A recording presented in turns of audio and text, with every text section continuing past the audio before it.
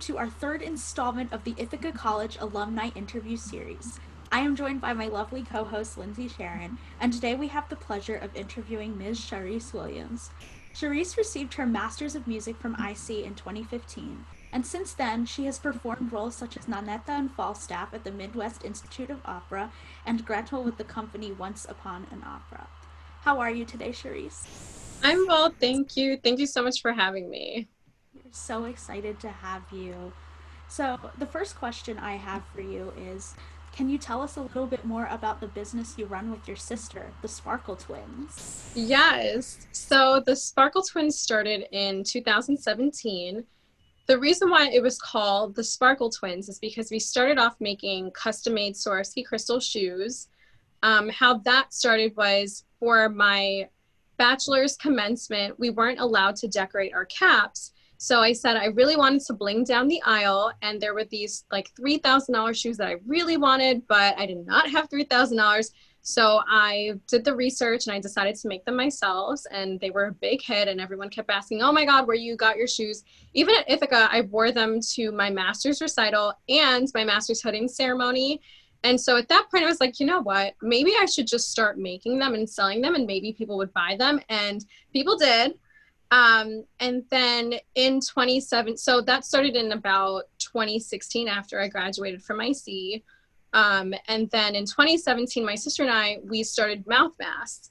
So how that became about, obviously before COVID, we traveled a lot for singing, and this one lady in the airport thought that we were terminally ill. She asked us,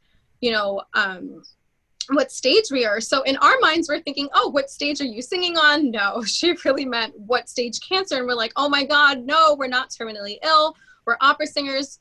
We're traveling for a gig and we just don't want to get sick. And so I told my sister, I was like, I just wish there was a mouth mask that said, I'm not actually sick. I just don't want to catch any germs.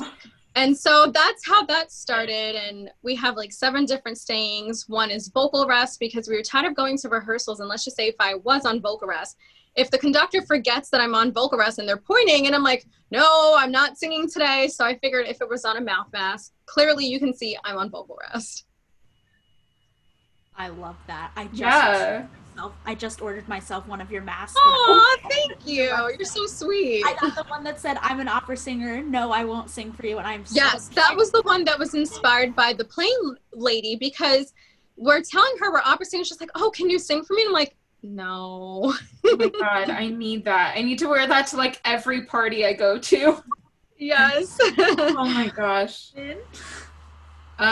So for our next question, we wanted to ask you what your favorite Ithaca College memory was. So I have a few. I would say the first one actually has to be with Opera Workshop, because we did The Wolf by the Ears, which was by Dana Wilson. And I was the title role of Sally Hemings. And just the amount of work that went into that role, I had never sung a contemporary opera before. And that role has really prepared me post grad school, because I've done a lot of new works. And I felt like if I didn't have that experience, I would not even know where to start with learning contemporary opera. So that's one of them. And I would say probably my second favorite was always Ithaca Fest, because the holidays are always such a special time at Ithaca. And, it's just so great that we got to perform at Ithaca Fest. Everyone was always so cheerful. So that was probably about my second favorite. And I think the last favorite was anything with Sigma Alpha Iota, because I'm a sister, and, it was such a close-knit group. And I feel like my time at IC would have been drastically different had I not been a part of the sisterhood. I can totally understand that. As a recently initiated member of Mu Phi Epsilon, like, everything. I love it so much. Hey, thank you. Our next question is, what has been your main quarantine activity? So my main quarantine activity, if I'm being totally honest, it would be binge watching a lot of Netflix shows. So there's this one about arranged marriages in India. I forgot what the show is called, but it's so entertaining. Obviously watching, I think it was like this Love at First Sight where they didn't get to see the person. I forgot what it's called. I can't believe I don't remember, but I'm forgetting them too. The one in the cubes. yes. Yes. Yeah. Where you can't see the person and you find out afterwards. I've been watching that. I've also been catching up on the Real Housewives, like all of them, because you know what, during the year I'm super busy, and now I had all the time in the world to just binge watch some reality TV. Love trashy reality television. Oh my gosh. I love those shows. I started the arranged marriage one, but I haven't finished it yet. Maybe I will now. So for our fourth question, so what is a role that you want to study and have not had the chance to try it? And why? Okay, there's actually two roles. So the first one I would definitely say is Lucia. I feel that Donizetti is my musical husband, because I love his works. I genuinely love his works. And the reason being with Lucia, I just think the role is just so extreme. It's awesome to play a mad scene. That's something I have not done before. So I'm really interested to try that. And I just think the music is just so beautiful.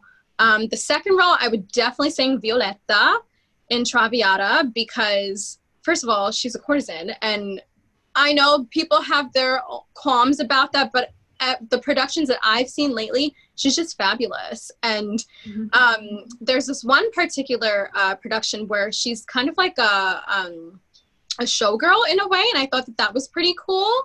So I would definitely love to sing her. And it's funny because I said that I would never touch those roles. Well, my teachers and I had an agreement. I would not touch them until I'm 30, and I turned 30 in 5 months. So I think we're going to start looking at them. So exciting. Yeah, we just did La Traviata in an opera workshop last semester. We didn't get to finish it with all the online, but we were, I think the people who were doing the solos, the Violetta, she was working on it privately with our opera coaches and everything.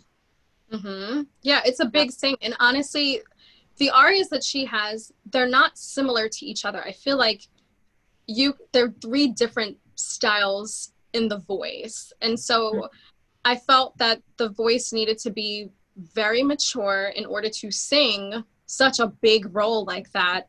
I mean, but also it takes a lot physically. And so I just wanted to be able to be 100% ready and tackle the role. Yeah. Now turning the ball a little bit, what has been the most unexpected experience you've had as a performer? I think the most unexpected experience, I definitely would say repertoire. I think when you're in school, you're taught the golden age classics.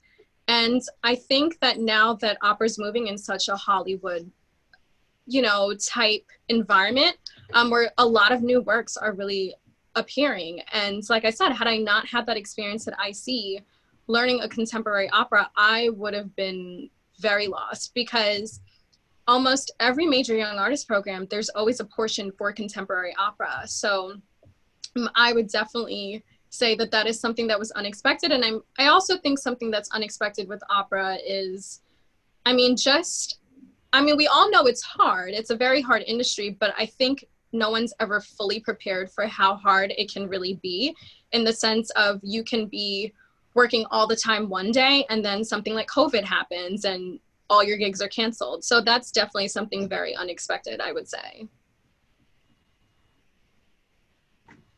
Yeah. So for the next question, so in light of everything going on with the pandemic, how are you continuing to work on your career? And, what are you mostly focusing on while everything's been going on? I would definitely say technique, because I feel that even though there may not be a lot of gigs lined up, in the end, this is going to be over at some point. I don't know when, but you have to make sure that your technique is solid, because the voice is not a chapter book. You can't just pick up where you left off. And so I felt that it was very important for me to continue with my lessons, to continue practicing as consistently as I had been prior to COVID. I felt that that was extremely important because the last thing I want to do is take 10 steps backwards. Mm-hmm. So I'm going to take that quote with me. Your voice is not a chapter book. You can't just pick up where you left off. That is going to be the practice quote I stick on my wall. Because let me tell you, during those first I'll frame it for you. I was just not motivated to practice because I didn't see an end coming, but you definitely... Mm-hmm.